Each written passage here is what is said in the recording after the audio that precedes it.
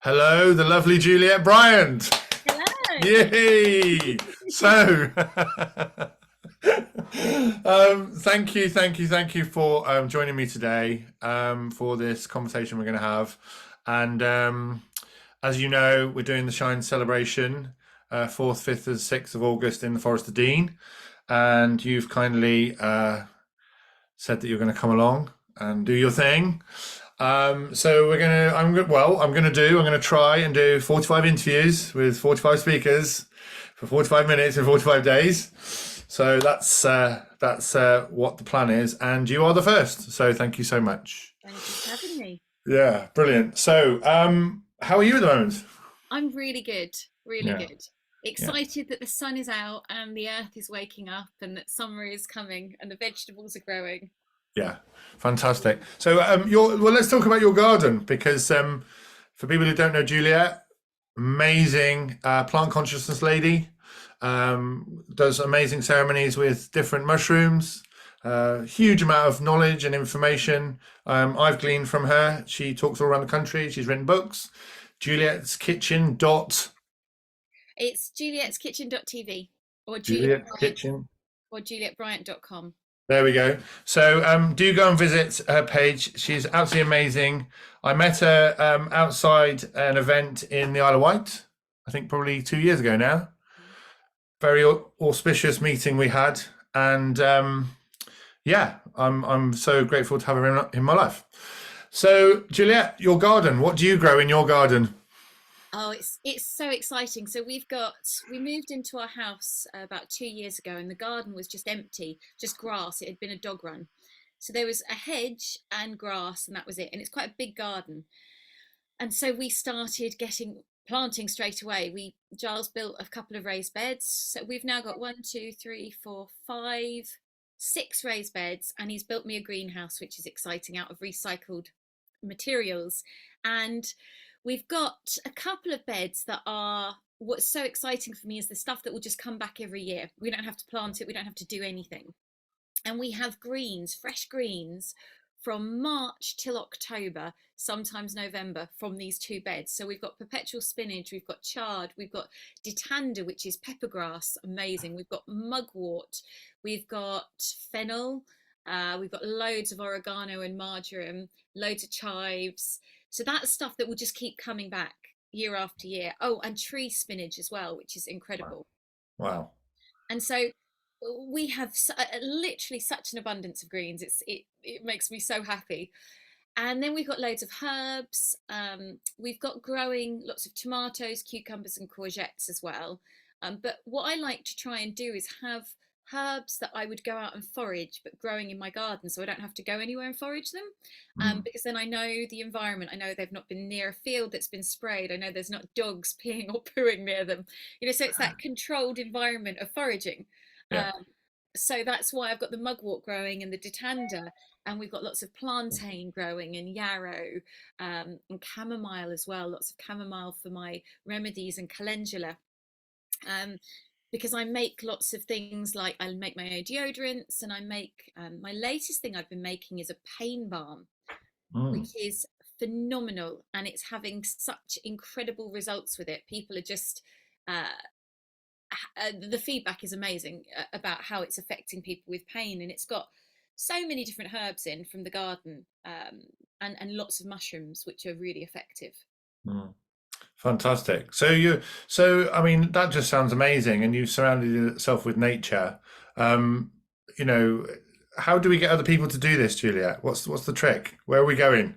Well, I think we have to start slow because it's quite a big shift for people. And I remember when I started gardening, I've got this great sense within my being of I don't have to do everything, doesn't have to be perfect. I just throw myself in and just do. And Yeah. I think that what a lot of people wait for is till they know all the information and they have to get everything just perfect and then they do it. And so what happens is they never do it because nothing is ever perfect and we'll never Yeah. have all the things. Whereas I'm like a slight bodger and I'm like, ah, yeah, I'll just try it.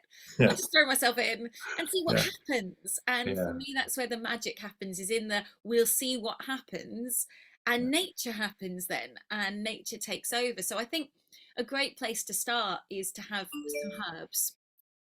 Yeah. So to get rosemary, super protective. You know, you put rosemary front and back door, it's going to protect you energetically. So that's a really important thing to have. Sage, incredible for your throat. So having a sage plant, you can have it in a pot, and that's an amazing thing because then it's going to kill bacteria in the throat. Um, Also very good for the digestive system as well. And then you've got your oregano and your thyme and things like that. So you start off with those things so that every meal you have, you can then get a few fresh herbs and sprinkle it Mm. onto your food. And then you're starting to bring this energy of life force, of vitality, of freshness into what you're having. Mm. And I think that's the starting place that then you start to get this excitement of like, oh, that was easy. Mm. And that's really adding, what could I try next? Mm. You know, and I think that's what people need to do. I find one of my favorite things in my garden, because I converted my lawn into 4 raised beds Nice. last year.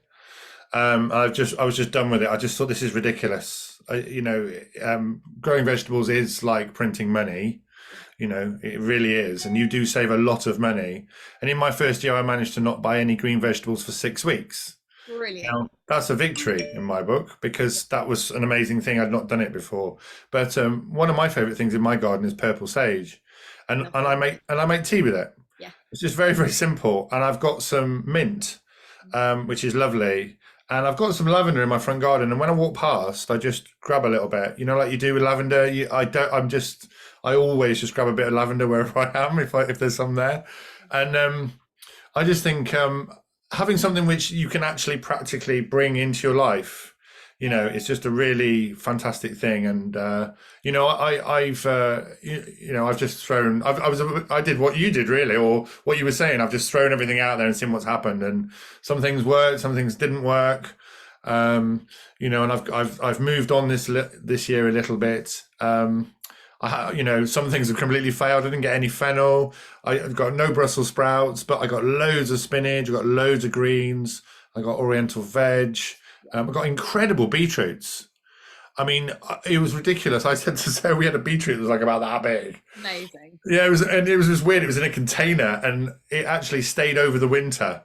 Because a lot of the things I just left in, I was like, well, I'm just going to see what happens. Things started flowering and just all going crazy everywhere. But it was lovely. It was all green, and the Brussels had yellow flowers on which you'd never seen, and you never see flowers on vegetables sometimes. And I just said, what are we going to do with these? And then I just thought, well, we'll just juice them. We'll just literally just peel them and juice them. I just put a little bit of apple juice in there, Nice. and it was just incredible. It was so high vibe, high vitality. And as I was drinking it, I was like, "This is you just can't buy this." You No, know, totally. You it can't. was amazing. Yeah. It was absolutely It is amazing. so vibrant. It is such an Yeah, amazing thing. And what's so lovely is that when things seed, those seeds then dry and fall into the ground, and then you have a crop the next year. So, for yeah. example, we had land cress, which tastes incredible. And I just left the land cress to seed.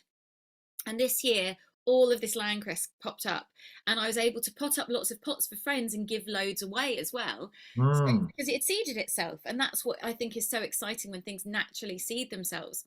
And in the greenhouse, I started off in February planting seeds, and one of the things that I do, and I've done it for years, is I put the seed in my mouth before I plant it. And I used to just do this with chili plants, and I didn't know why. I just had this. I used to grow chilies all the time. That had a real affinity to chilies, and everything had chili in. And I remember doing this with my oldest, who's now 18, when he was 3, putting the seeds in our mouth and then planting the chili yeah. plants. And I met my husband now, Giles, and he said, "Oh," I told him about doing that, and he said, "Oh, did you read the Anastasia books?" And I said, "No, what books are they?" And there's a series called the Ringing Cedar books, which are incredible. And in it, Anastasia talks about how if you put the seed in your mouth, the seed then connects with your DNA. And then when you plant it, you have this medicine that has been attuned to you so that it grows then as your perfect medicine. And I thought that was so remarkable that intuitively something had called me to do that. Yeah. So in February, I got my youngest now to help me plant the seeds, and we put them in our mouth and we plant them. And so we had them all in the utility room growing. And I said to my husband, I said, "Oh, I haven't done any tomato seeds. I've got to get some. I haven't done any yet." And he said, "Go and look in the greenhouse." And in the greenhouse, I'd left the tomatoes once they'd died. I just left them, and then I cleared them out in February. And we had 30 tomato plants growing in the bed from last year's tomatoes that had fallen. So the seeds naturally propagated themselves. I had 3 cucumber plants growing in the greenhouse from the seeds of the cucumber that had fallen down. And to me, that was such magic. I hadn't had to plant anything and it Yeah, just come up. It's yeah, like, yeah, yes, yeah, result. yeah. That's beautiful. That's Yeah, amazing. I just, that's that connection is so powerful, isn't it? it It is. really is, and the fact that it is that nature, that cycle that just keeps going. Yeah. And one of the things that I found with when I moved over to veg was I wasn't quite sure what to do. I just wasn't doing, and then I just thought, well, I'm just going to allow it. I'm just going to allow it, and I actually had a whole bunch of things that I'd potted up that I didn't even know what they were in the end. And then this year, I had a whole bed that I'd cleared because sometimes you don't know whether to clear stuff, you don't know whether to put more soil in, when you're brand new to it. Yeah. But I just put them all into the bed and they all responded. They all had this magical response. And I've got this huge bed full of greens now, but I still don't know what's all in there because they're just so big. They're all over the place. Send me some pictures. I can probably ID some of Yeah, them. they're probably all the same. I don't know what they are at all, but I just think there's like a divine magic, isn't there? There It's is. like a tiny, like you're saying about the seed and that connection to your DNA I've never heard that before. And that is amazing. That is truly amazing. But, We that little tiny seed actually knows that it's going to be an unbelievably big, Yeah. gorgeous thing. It's And incredible. one of the things when we were in India, we spent 3 years in India traveling around, and one of the things in the Anastasia books they talk about, as the plants grow, you water them through your hand so that then your energy is constantly in communication with the plants so that they can grow and adapt to what medicine you need. Mm. And we were with these tribal women who were growing, and we had someone translating. And what was so interesting, we went down to the river and they picked up the river water on their head. I tried to, I couldn't even lift it. Yeah. um, this tiny woman, carrying this massive pot of water on her head, carried it over to the plants, and then she poured the water out through her hand onto the plants. Now obviously she was doing it for a practical reason. You just pour that water over the plants, you'll kill them. But when I Mm. looked, I thought, that's incredible, because what's happening is that's becoming their perfectly tuned medicine for her and her family. Mm. And so they may not have lots and lots of food, but the food they've got has got this magical connection to them, because they're doing what naturally we're meant to do, but we've forgotten because we've got too technological, and we've got roses that fit on the watering cans, and Yeah. we've lost this natural path. But I think, for me, like, my mission in life is to guide people into the earth, and through guiding them into the earth, guide them back into themselves. That's like my mission. That's what I feel I'm here to do, Mm. in many different forms, whether it's, talking about sacred sexuality, whether it's about foraging, whether it's about plants, whether it's about kind of superfood alchemy and mixing stuff, whether it's about, whatever the different aspects of the kind of work I do. But it's that if people can remember that we are part of this earth, we're not separate, we're not walking on it, we're Mm. actually part of it. So Mm. just as magical as that seed is that comes up, or the elderflowers that are coming out, or whatever it is, the rose that looks so exquisite, Yeah. just as magical as all those things, we are just as magical as that, because we're part of all of this. Mm. Mm. And for me, if I'm Beautiful. feeling crap, if I'm feeling down, if I'm like, what's going on? I've lost direction, I'm not sure where I'm at. Remembering that I'm part of this earth and there is a plan, just like there's a plan for the seed to grow up and then drop its fruit and then another plant come from that. Mm. There is a plan for me that is unfolding as it's meant to, in divine timing, not in my timing. Yeah. Um, and I think that if we can remember that, so much falls aside and falls out of the way, because it's like, well, the earth is our mother. The earth is going to look after us and sort us out. We just need to listen to her and tune Mm. in. Mm. Absolutely. That's beautiful, Julia. I went to see the Shumi Japanese growers. I don't know whether you know those guys. It's really interesting talking about the seeds. They're based in Wiltshire. There's a guy in Wiltshire. He's Japanese. It's called Shumi Growing, and they talk about conventional with pesticides, organic, and then natural. And they do natural, and they do nothing. They do nothing to the soil at all. And he was saying with the seeds that generationally, and it really brought me that connection, that circle of life. When the guy was giving the talk, he said the seed is the soil. It is the soil. It's actually the soil. And then when it grows and it drops down again, it knows its place. And what they do is they grow the same things in the same place each year. And what they find is that generationally, the soil and the plant gets to know each other. And the plant will clean the soil. It will actually clean the soil. And he was telling a story about where he had a load of aphids one year, and he just let it happen. And in their thoughts, you have to let the aphids actually clean the toxins that the plant is bringing up from the soil, and which was fascinating for me because we always think we've got to do something. This is what I was saying. We've always got to think we've got to do something, and actually we don't necessarily have to do anything. For sure, we got to make sure we water them. That's a given. But there is this cycle that just happens naturally, and all we need to do is just be there for that process. And he was saying that he's got the most. He's got I think he's got a 21-year generation pumpkins on his farm, Wow. where they know that that seed has been in the same place, on the same piece of land for 21 generations. Wow. They're amazing. He did 2 years in Japan, and he's got a farm 19 years in Wiltshire. And he said that the land, the actual soil in the UK, is absolutely incredible. That's why he's not gone back to Japan, because he says it's so incredible here. He's been here and he stayed here, and so I think it is in a lot of ways where we need to be connecting. We've got tarmac and concrete and all these things that are kind of separating us from from the earth, and whenever I go out into a field, I really want to take my shoes off. I just really want to take everywhere I go. If I've got my shoes on, and in a field, I'm like, I've got to take my shoes off. My shoes are Yeah, off now. we're on I've the got same now. I've got It's a so feel that my shoes are off. yeah. I'll be honest with you. If I didn't have to get in my car and go out, I'd probably just not wear shoes. I Yeah. really wouldn't. I just feel that there is that innate sort of ineffable feeling of just being on the land, Well, and I think we are naturally electromagnetic creatures, so we have an electromagnetic field, and this is proven by science. And we don't charge our electromagnetic field through rubber. We don't charge it through concrete. We don't charge it in all these ways. We charge it barefoot on the earth.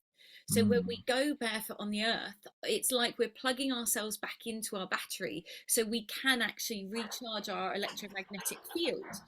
And I run a mentorship program, so I'm on week 8 of it. It's a 12-week program, and what's amazing is one of the women in it has had chronic fatigue. She's had like a post-viral syndrome for about a year and a half now, and she's not felt well, not had energy.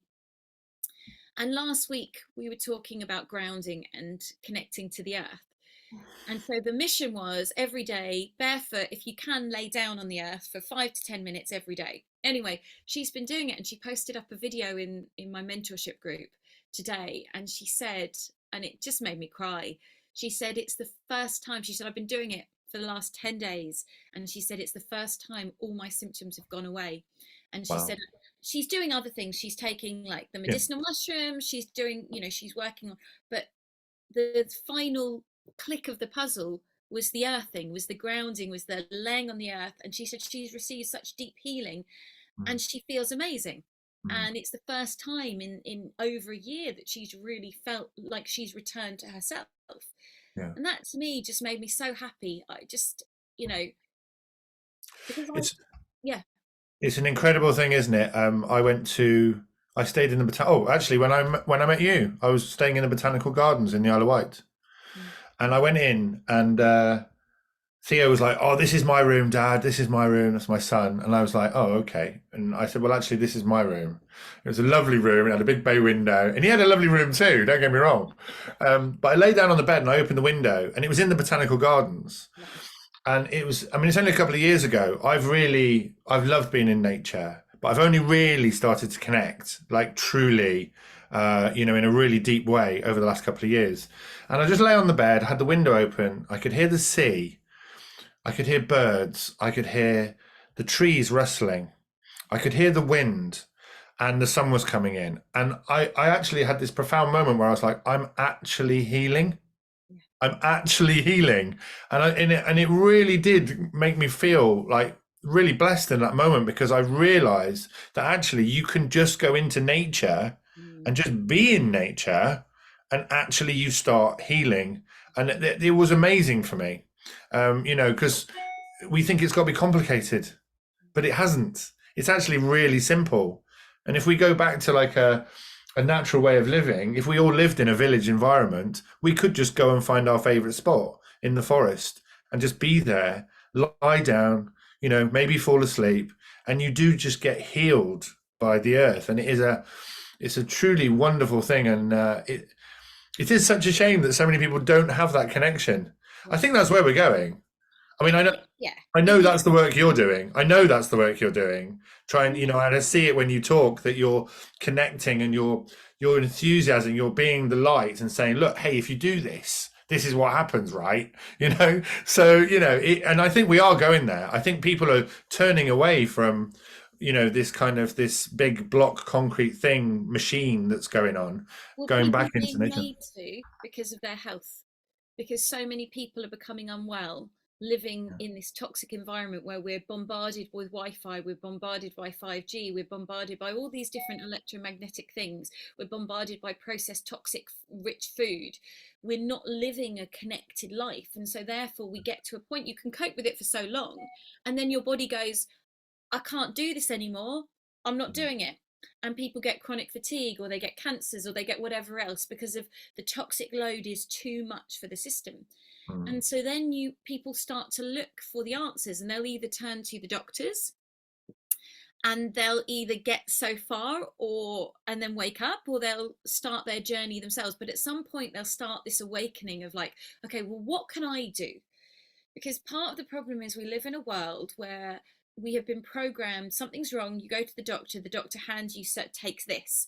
We yeah, don't empower ourselves to go, okay, something's wrong, my body is signaling to me that I'm not listening, that something has got out of balance, so what can I do to return to that state of balance? yeah, And then that starts this whole process of inquiry, of yeah, meditation, of nature, of foods that we're eating. How can I get more healthy? How can I exercise more? How can I get more fresh air? And all of these things cascade. And once you open up one door, it will then lead you to the yeah, next, to the next, to the next. So for yeah, me, I feel very blessed that I've got lots of skills to open lots of different doors for people. yeah, So that if this isn't the right door, and that's part of the kind of intuitive work, is like figuring out what door someone's ready to go through to take that next step, whether it is foraging and going, oh, did you know you can make your own deodorant, or do you want to yeah, make your own healing balm and learn how to collect plants, or do you want to make an elderflower elderberry syrup because it's really good for your immune system, or it's good for your kids to stop their cough. yeah, It's like these different aspects. Or actually a lot of the work I'm doing now is, do you want to actually connect into your joy and your purpose through activating your sexual energy, because so many people have suppressed their sexual energy.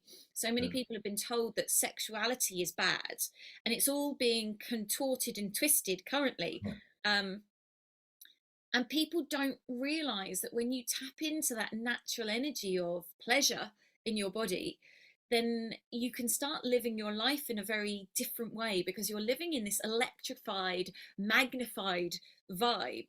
yeah, And that's what nature's doing. Like, you look at all the birds mating, you look at all of nature in this like frenzy of sexual energy.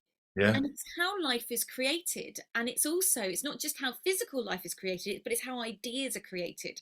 So, yeah, a big part of the work I'm moving into is how can we really activate this energy for ourselves, not just for other people, but for ourselves, so we can use that energy, we can work with that sexual energy to activate our different energy centers, so Yeah. that then what we put out to the world is alive and turned on and magnetic. Yeah. Yeah, it's interesting because I've just come back for the Qigong course in Glastonbury. We spent a whole day doing sexual energy work, Nice. and it was really, it was absolutely mind blowing because obviously you're working with the energy of procreation. Yeah. You know, you are that energy is the universe. It's literally universal energy, and it was very. We were in a church, and we had, Mantak Chia, who was doing the course, was, he's very forthright in his language, and we had some fantastically funny conversations, we were really vibrating on the frequency in the church, just talking about the sexual energy, and we it was a beautiful, beautiful thing, and that, I mean, I've never done anything like that before, and it was very liberating to realize that actually, both for men and women, if they connect to that energy in a sacred way, in a conscious way, they can store it, they can use it when they want to. It's completely controllable, and we've kind of been told that it's just for that, or it's just for this, or just for the other. But actually, it's just a very, very powerful, powerful energy that you can just be with and sit with, and when you want to bring it out, you can. And I mean, Mantak, when he walks around, and his wife as well, they've got these massive energy fields. They're absolutely enormous. And yeah, one of the coordinators there, Moira, she actually does similar work to you, but with qigong, with the sexual energy, and we did some sessions with her, and it was so nuanced and so subtle what she was doing, and it just makes you think, once you start becoming aware of these subtle energies, these powerful sort of innate qualities that you have that people don't look at, because it's all very external, isn't it? But once you look inside and you can see that you've got these incredible tools and this incredible energy, I mean, it always amazes me that, like, we talk about a seed producing a plant, but what about a woman producing a baby? I mean, I think some people just take that for granted, right? But actually, the cold light of day, you look at it and you just think, wow, really? What, really? It And is that, phenomenal, that it whole is phenomenal. process of and, how. and and tapping into that energy is absolutely amazing. I really feel that, people do need to start looking at themselves, and staying away from what we call the matrix. That system is over. It's so over. And from the work that you're doing, you're drawing people in and giving people the energy to discover these things, and working with these amazing energies that some people haven't tapped into. Um, And I think you know, a large part of that is because of the food I eat. It's because of the yes, things I'm consuming. I have the ability to be the best me I can be, because I'm supporting my body as much as I can because of my work with the mushrooms. I think for me the mushrooms and cacao probably have been the most transformative things in my entire life. Um, and the cacao was that first opening where I really saw. I when I was It was 18 years ago when my son was one, my first son, and I went raw for a year, and I just ate raw food, and it was incredible. And I felt so amazing, all this life force in me. It was such a buzz. yeah, And I didn't know about raw chocolate at the time, and so I went back to eating kind of normal food because I missed chocolate a lot. I'm a really chocolatey person. Um, and then I discovered about 2 years later raw chocolate, and I learned how to make. A lovely friend, Ben Hubbard, ran a raw chocolate workshop, and that really changed the trajectory of my life because I learned how to make chocolate and how it was this incredible alchemizer. And from there, I started to teach raw chocolate workshops, and that was an amazing opener because I could teach people about superfoods that I was yeah. trying to teach them about through nutrition. That it's like, you need to take ashwagandha, you need to take maca, and they're like, it tastes disgusting. You put it in chocolate, and everyone's like, oh, this is really nice. Wow. is the way in. I can open people's minds through chocolate. Oh my God. And New best friend. it was literally, it was amazing. And at the time, my husband and I got together when I just really got into raw chocolate, and every night we'd make a bowl of raw chocolate and have it liquidy and Yeah, eat a whole bowl of raw chocolate together and then make love all night. And it was yeah, incredible. And the chocolate fueled all of that. And then what was very interesting was cacao kicked my ass, yeah, and I became intolerant to chocolate because I had abused it too much. I'd eaten so much raw chocolate, and I yeah, was so in love with it because it was like a kid in a candy shop. I could suddenly have something that had no refined sugar, that had no dairy, and it was amazing for me. And I could mix 100,000 superfoods in it, and it was my medicine. But I was having huge quantities, and yeah, so I couldn't touch it for 6 months. Um, and that was a really good lesson to me about yeah, balance. That everything is medicine, but we have to look at how much we're having of something and not become totally myopic and single focused on it, because it's meant to be treated with more respect than I did in that moment. And so that was a really beautiful gift. But the chocolate then led me into the world of mushrooms. yeah, And I sit here and my desk is adorned with mushrooms. I've got mushrooms all around me, um, because I love them. And yeah. what they've done is they've opened up so many doorways, and more recently they have transformed um, a really hard situation in my life. So my middle son, when lockdown first started, he developed severe OCD and anxiety. He wouldn't eat any food that wasn't wrapped in plastic. If he heard someone coughing, he wouldn't eat any food. He didn't drink water for 2 days once or eat any food, and he was 8 at the time. Ah, It was very, very severe, and he became very unwell in his anxiety and his mental health, and it just became more and more chronic. And we got to the point where he was in total burnout and couldn't leave the house.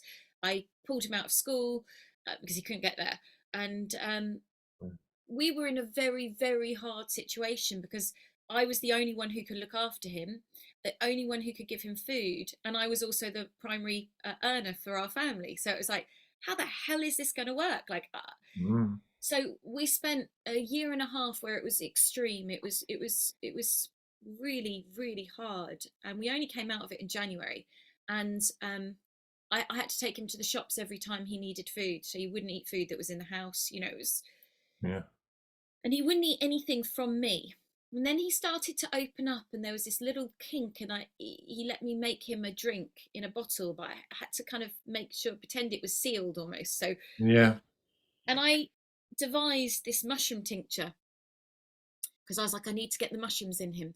I started to look up psilocybin and microdosing for him, but he's too young for that. You shouldn't do it on anyone before they're 14. But I'd read lots of studies showing how effective microdosing is for OCD and severe anxiety and things like this. And it's flagged up that potentially he's on the spectrum, etc., etc. But I was like, I need to get the mushrooms in him. So I Mm, made this tincture, which is reishi, lion's mane, chaga, cordyceps, and turkey tails. And I started to put 5 drops. He started to let me make him a drink. So I was putting that in. And I started to add in some probiotics as well. And I was giving him these things. And within a month of him taking the mushrooms, his what he would eat had opened up. And he was eating more foods and letting me make him more foods. And you could see this darkness that was on his brain clearing. mm, And he started to get a little bit lighter, and there were doorways in. And a few months down the line, suddenly he was able to sleep. Prior to this, he couldn't go to sleep before 4 in the morning. mm, So he couldn't wake up. We were in this terrible cycle. And no matter what you did, he wouldn't sleep. He just couldn't. On the mushrooms, after a month, he started to sleep at 1 o'clock, and then it went down to 12 o'clock. And now it's around 11 or 12 o'clock that he goes to sleep. mm. He's now getting up for school every day. Since January, he's been in school every day on time. Um, and what's so remarkable was that in his madness, in his kind of height of his OCD, he stopped talking to his father, my husband, Giles. And he didn't talk to him for a year and a half. Not only talk, he wouldn't be in the same room, he wouldn't be around him. It was Yeah. extreme behavior because Yeah. of the perceived trauma. Yeah. Yeah. And the mushrooms changed that. Yeah. Suddenly, he started talking to him, and now they're best friends again. It's like nothing's ever happened. Yeah. Yeah. It's incredible. And Mm. we went away for 3 days and he didn't have his mushrooms.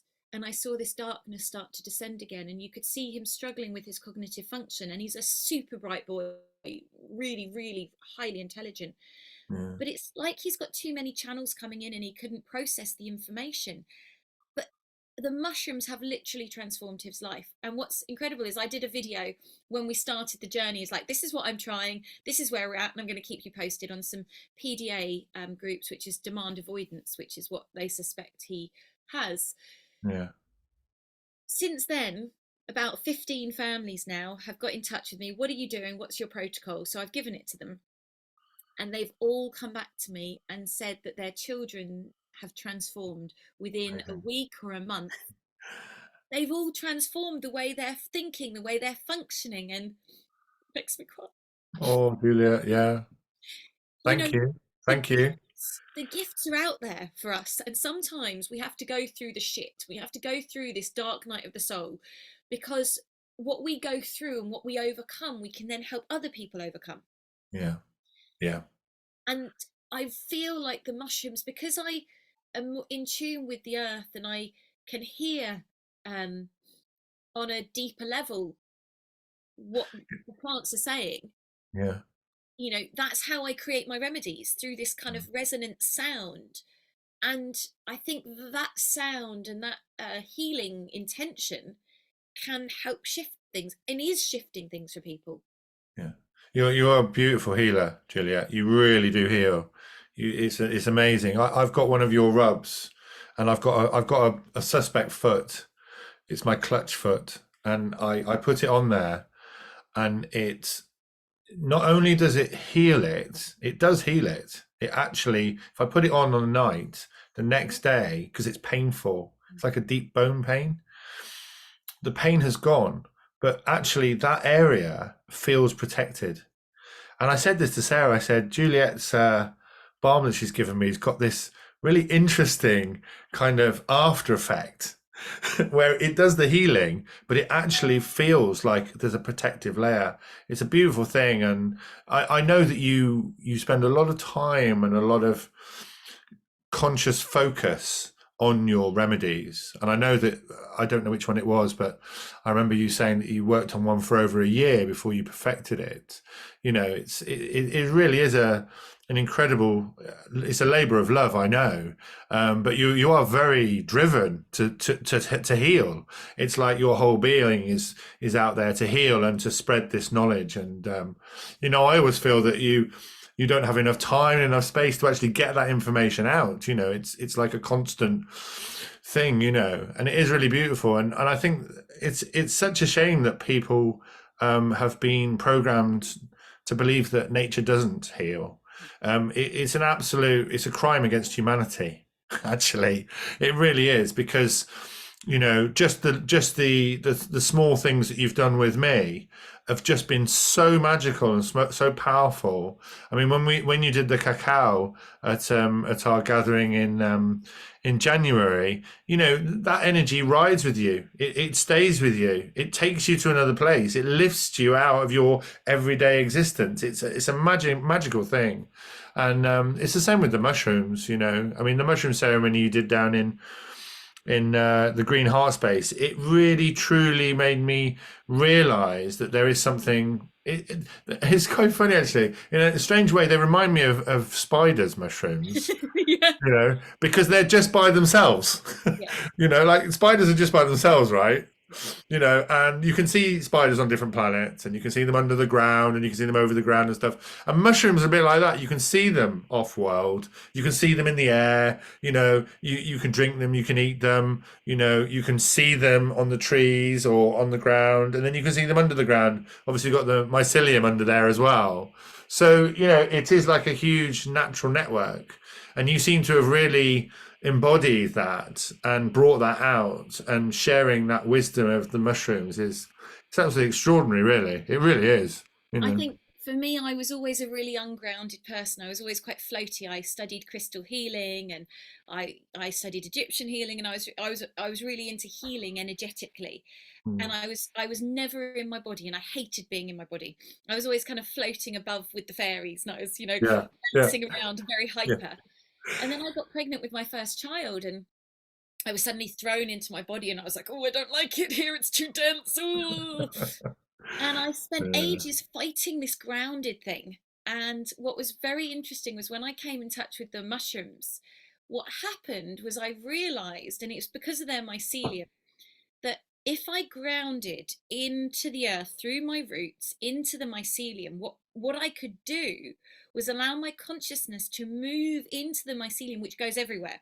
So yeah. suddenly, instead of being in my body in this heavy, dense thing, my whole being could go and spread out into Mm. the earth, and spread into and spread into an even vaster space than just being up here, Yeah, because I had all of down here, and it really changed my energetic being. It changed me from being this flighty person who couldn't ever ground and really manifest anything into someone who was very, very present and connected with the earth. And mm.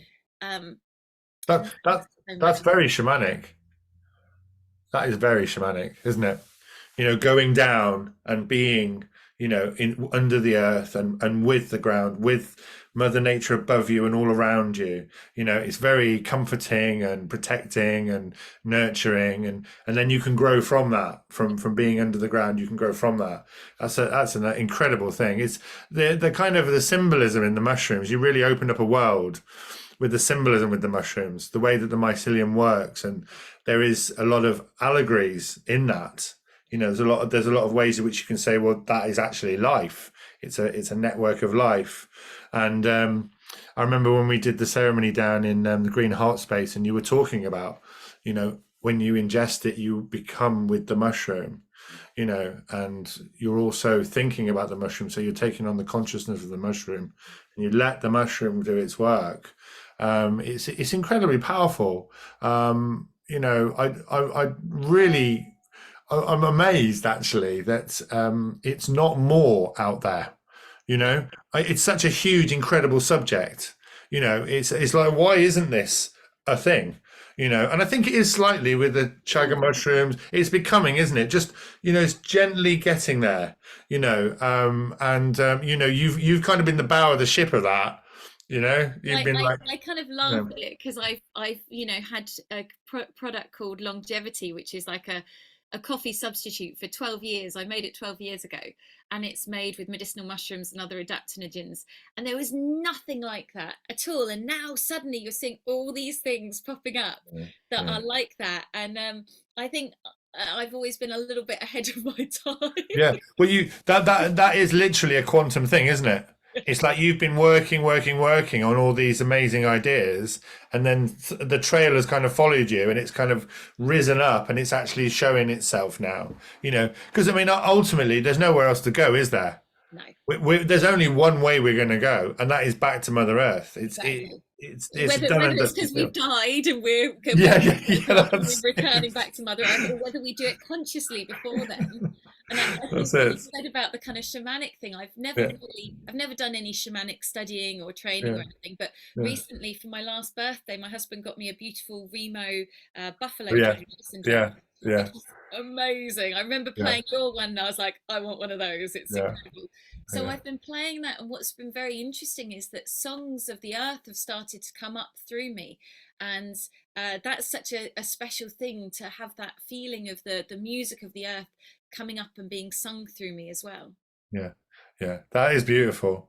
That is beautiful. You got to beat the drum between 4 and 8 beats a second. That's the theta state.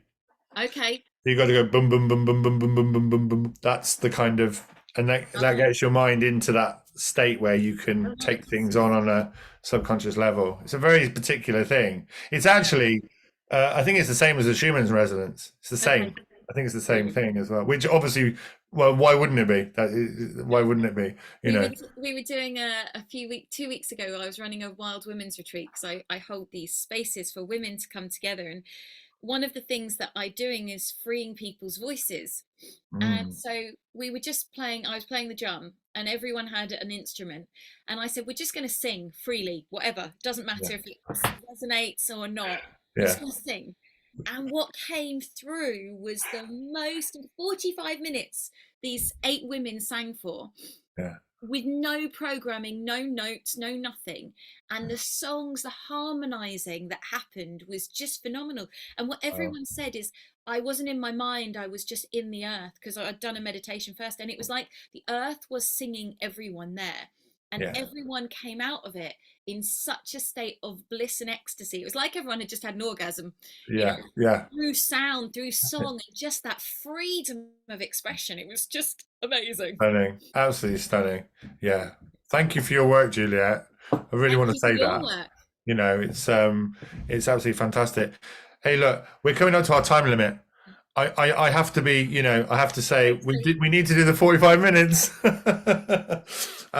So I really appreciate you you know, talking to me today. It's been really lovely.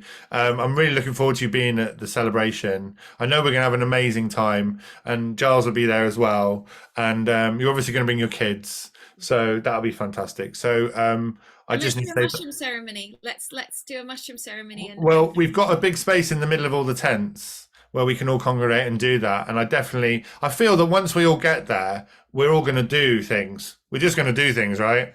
And everybody can do whatever they want to do, you know, because we're all lovely people. We're not going to do anything crazy, are we? We're just going to do beautiful things. So, you know, so thank you very much. And I will, I'll speak to you thanks very soon. thanks for putting on all these things and holding spaces where we can share wisdom. It's really beautiful. Well, thanks for that, Juliet. But I love it, don't I? Yeah. I absolutely love it. I can't, you know, it's my hobby, right? I do it for fun.